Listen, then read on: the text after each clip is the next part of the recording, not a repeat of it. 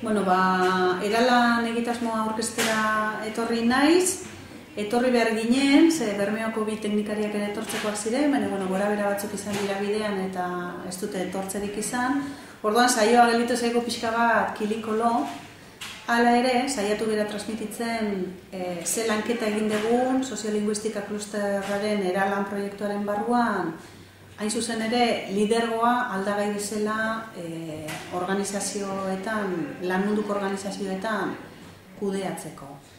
Orduan, euskara teknikariak izan ditugu hartzaileak eta saiatu beraien lekuan jartzen eta beraiei ematen baliagarria zaien zerbait. Horregatikan egin genduen, ikerketa interbentzio zehatz baten alde egiteko autua, ikusten genuen interesgarriena zala Bermeon zehatz mehatz eta sakon egin duten lan hori ezagutzera ematea, eta hori osatzea nolabait plano teorikoarekin, baina, pixka bat gelditu zaigu esan bezala kilikolo.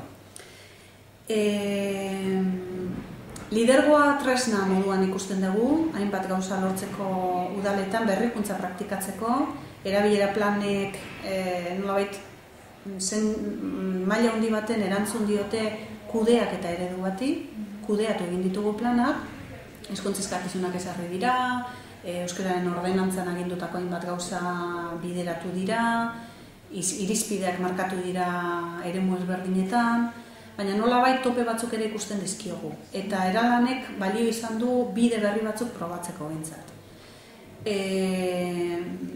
Bi hitz gakotan edo laburbiltzen da pixka bat norabidea, alde batetik jabekuntza personal bat eskatzen du, lidergoaren kudeaketak, bai teknikariarena, bai euskara batzordearena edo euskara zerbitzuarena, eta baita ere inplikatuta dauden pertsonena. Jabekuntza personala eta bigarrena izango litzateke lidergo katea osatu dezaketenen artikulazioa. Paradigma zaharrean euskara zerbitzuaren lana izan da, euskara planaren kudeaketa, eta paradigma berrian hori partekatzea jo nahi da. Baina partekatzeko jabetu egin behar da, zentzua topatu behar zaio, bidea egin behar da. Orduan, lidergoaren lanketak, diskursoaren lanketa berezitutik edo bide ematen du hain zuzen ere horruntz jotzeko, paradigma berri batera ekartzeko euskararen sustapena lan munduko organizazioetan.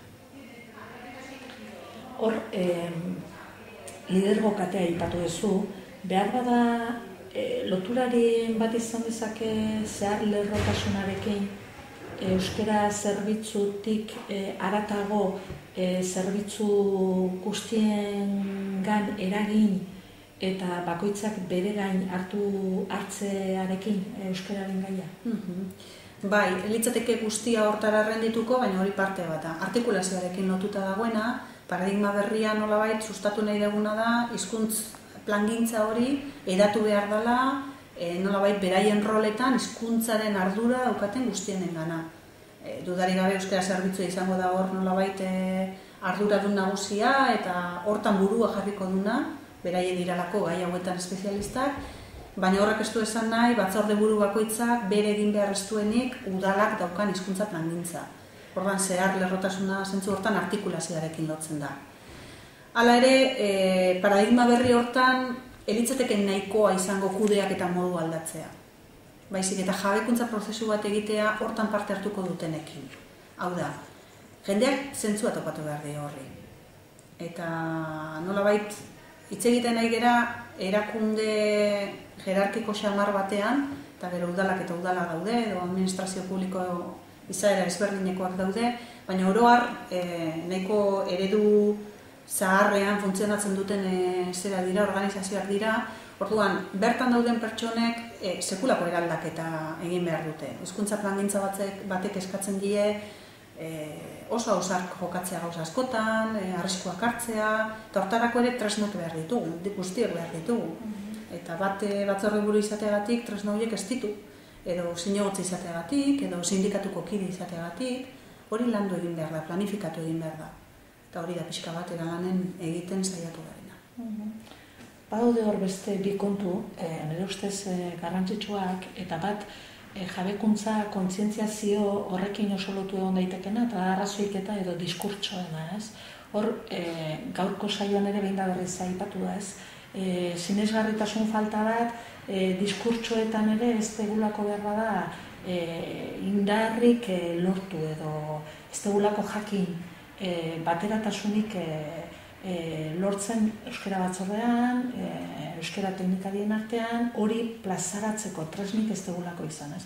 Ze lanketa egin dezute honen inguruan? Bueno, eralanen ardatzetako bat izan da diskursoaren lanketa. Eta hor abiapuntuko ideia da askotan bihotzez jokatu degula, eta geure lixeriketetatik, zan nahi dut bakoitza dituen errekursoetatik, baina ez gerala inbeste jarri parametro komunikatiboetan pentsatzen. Hau da, ekuazio hau egiten, ez? Nik aurrean daukaten hartzaile horri ze eskaini behar diot. Ze diskurso molde, zertarako, berak nola entzungo dit, nola izango da sinesgarria beretzako, nola topatuko dio zentzua.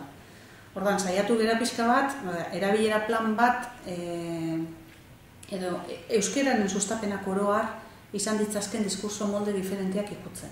Eta horiek esperimentatzen, zuzenean, gure enpresetako langileekin.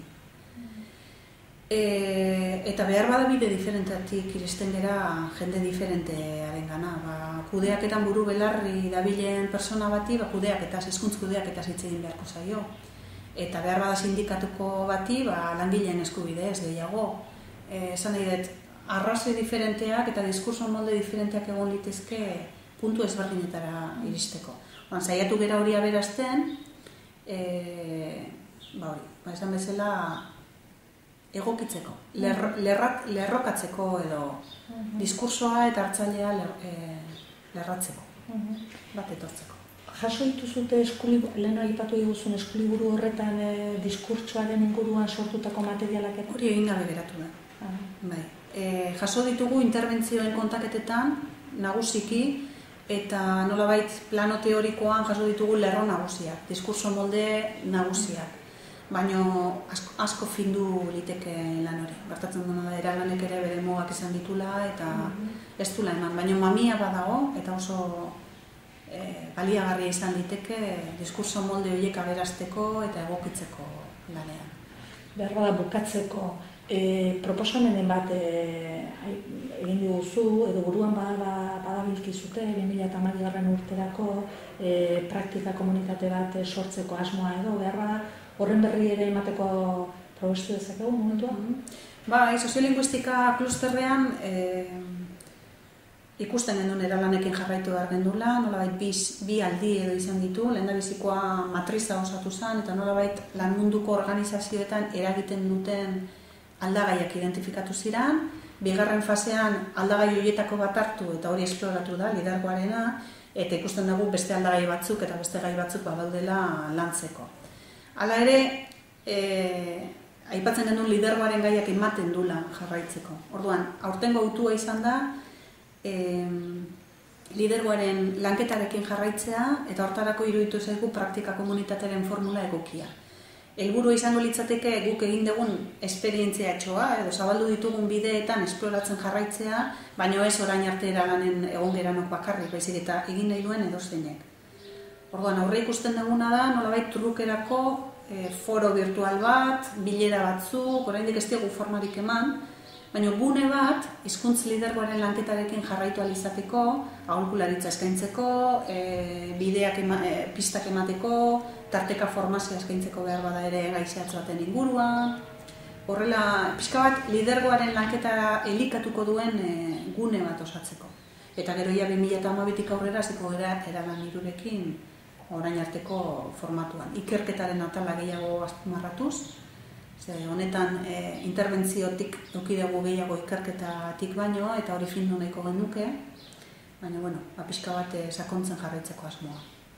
Ondo, mila esker, Nekane Goikoetxea, gaur eskaini duzun guzti honengatik. Eskerrik asko.